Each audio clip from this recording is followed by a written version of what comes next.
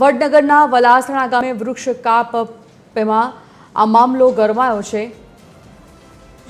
મંજૂરી અને ઠરાવ વિના બાવળના વૃક્ષો કાપ્યાનો આક્ષેપ થયો। ગૌચર અને ગામઠાણની જમીનના વૃક્ષો વેચી દીધાની ફરિયાદ થઈ। ટીડીઓ, મામલતદાર અને વન વિભાગને લેખિત રજૂઆત કરાઈ છે। ઉપસરપંચનો દાવો છે ગ્રામજનોની સંમતિથી નિર્ણય લેવાયો હતો।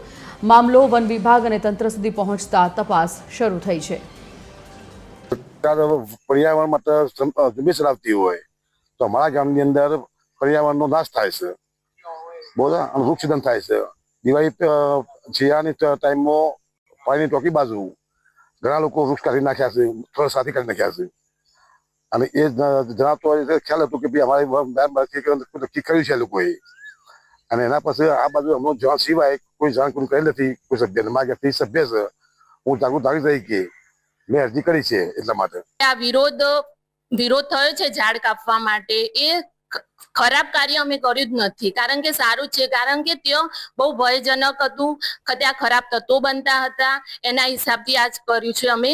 અને એ ઝાડ કાપવાની રકમમાંથી જે પૈસા આવ્યા છે અમે ગામના હિત માટે જ વાપર્યા છે। જે અમારા ગામની અંદર સાંસ્કૃતિક હોલ બની રહ્યો છે તેમાં જે રકમ અમે આપી છે, અને એમાં ગામના લોકોની સંમતિથી જ આ કાર્ય કર્યું છે।